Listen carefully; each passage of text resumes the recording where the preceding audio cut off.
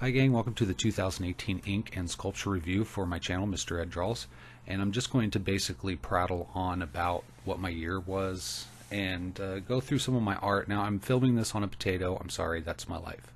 But if you want to see higher quality pictures, you can go to my Instagram or my Facebook. There's a lot higher quality and they're just nicer there. But for the sake of review, I thought I'd go through some of the ink sketches that I did for Inktober, and also just to occupy my mind while I was visiting my mother, who's not been very well here lately. It's been a hard year for that and for me, and it's I kind of want to withdraw. That's basically my response mechanism to a lot of this extra emotional stress, is to just withdraw, go inside my head and try to escape. But I can't do that because I'm a grown-up and I have to face my problems. So it's been really challenging for me, and one of facing the things that I have to do is make a video. I haven't done that in a while. It's been several weeks, and I have been drawing, I have been doing art. It's just the rigors of trying to do a video and come up with commentary and putting it together.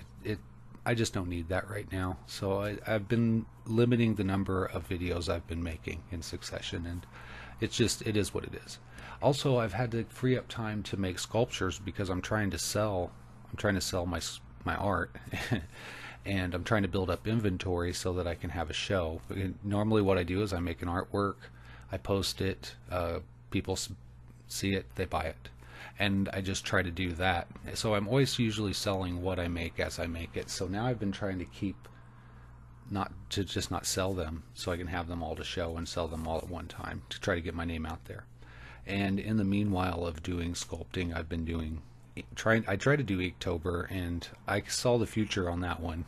It's just a failure for me. I knew I would get part way through, and that's fine because I knew what my limitations were, and I tried, and I got about halfway through October before I just kind of like, meh, I missed a couple days here, a couple days there, and I was just like, what's the point? I might try it again next year. But I was glad to be able to lay down a lot of ink sketches. As you can see here, maybe half of these come from Inktober. This one right here is one of my favorites. I love this scene. It reminds me of being back in the Midwest where there's a lot of deciduous trees. So I'm not a fan of drawing deciduous trees because I don't feel like I'm very good at it. I like pine trees and pine forests and stuff like that. Cedars and things. Rocks, and I don't know why. I draw them a lot, and I'm getting pretty good at it. And I have noticed that less is definitely more. This picture is okay, but it's just too crowded. Everything gets muddled. And this one I really like. The form is interesting. It's compelling. It looks like an alien plant. And right here, this one is a little bit more conceptual. But it's kind of a less idea. Just some scribbles I started. And here's 3 different types of conifers all together. I really like that center one. Has a lot of characteristics. Here I'm working on some Halloween trees. I think I had done a haunted mansion and needed some trees. And this is a clown, kind of a clown figure. Maybe a dead corpsey clown. I don't know. I think that was for Halloween.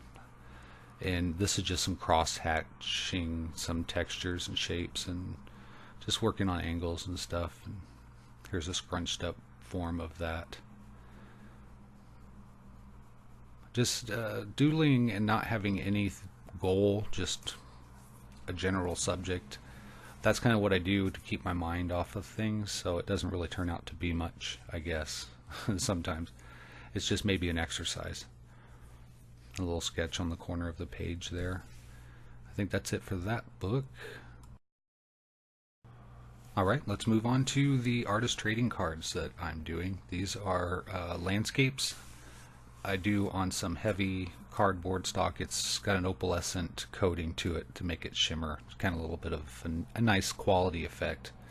And I did the art on the back in Illustrator and printed up 8 of those patterns on one side, cut them out, and then I'm just going to draw on the other side. And you can see I've done some waterfalls. Here you can see higher quality images of these on my Instagram or Facebook, and I think I have a couple more to post there that I've done that you'll see here that aren't there yet, but they will be. And this is the odd guy. This is the Midwest with deciduous trees and a farm, a guy fishing up against a tree, and a little catfish pond there. The other ones are of mountain scenes where I live now, and it's just like above my house, a little pass that you walk, and there's pine trees all over the place and mountain views in the background, and it's just breathtaking. And it's not something that's really, it's not a casual place to go. You should be prepared, and you need to follow the rules, or else it can be disastrous. People get lost in the woods up here all the time. People fall off of things up here and get hurt all the time. So you can't, like the Midwest, you can go and it's pretty safe wherever you go. Out here, it's a little bit dangerous. I mean, even in town at night, there's cougars, so we kind of have to be careful. I carry a big knife with me when I walk home at night, just in case I have to face down a cougar, which I'm pretty sure a big knife isn't going to do me any good. I mean, really, let's face it, come on. But I feel like it would give me a chance. But the fact that I have to carry a big knife and possibly fight off a cougar at some point in my life living here is exhilarating, and it's a little frightening. But you have that stuff everywhere you go. I mean, I had tornadoes back in the Midwest, and flooding, ice storms, all kinds of stuff that made life perilous. And here those are just replaced by other things like earthquakes and forest fires and vicious wild apex predators. And so it just is what it is. But I like drawing it without those animals in it. And you might see a few birds in my pictures now, but you won't see much any wildlife or people or subjects. Rarely. It's just trees and mountains and rocks and stuff like that. So those are my cards. I've been trying to do one every day for a while, and I'll just keep it up as long as I can print these cards and have the will to do so. So let's move on to the fairy houses that I've been making. I'm trying to build up my inventory. Typically I make one of these, I post it, someone's interested, they buy it. And it takes maybe a week or two for that entire process to occur. So now I've been making houses and just keeping them and not selling them or posting them or waiting for them to sell or whatever. And I have 3. This is the smallest one. It has a light. They each have lights in them, which take it up a little bit. They're beautiful at night. I wish it was darker in my apartment when I'm filming this to show you what they look like, but you can see some pictures of those I think I posted on my Instagram that are lit up, or Facebook, one or the other. You can find those there. Here's the another one. This one has a nicely decorated base. There's some semi-precious stones down there, and there's some colored glass, and there's lights embedded in there so that the rocks glow when you turn it on. Then there's another set of lights that go up into the building itself that sets on another different battery pack, so you can set it up however you like. And there's some lights on the base that are supposed to shine onto a wall, so if you have it like on a nightstand or something, it will shine onto the wall and cast a soft glow there. Really enjoy this one, the roof pattern with the 3 different colors. That's pinking shears and cardstock, heavy cardstock, and just glued into place. I cut strips of it in different lengths and put it on there like you would shingle an ordinary house.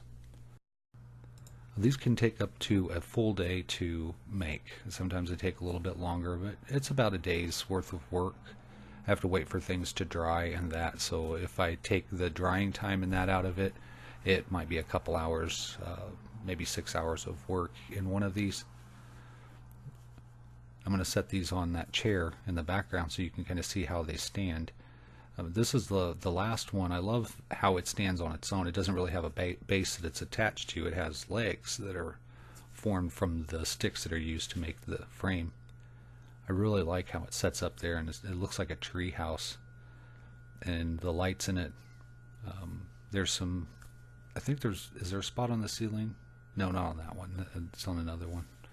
On this one here, the roof has glass that it shines through.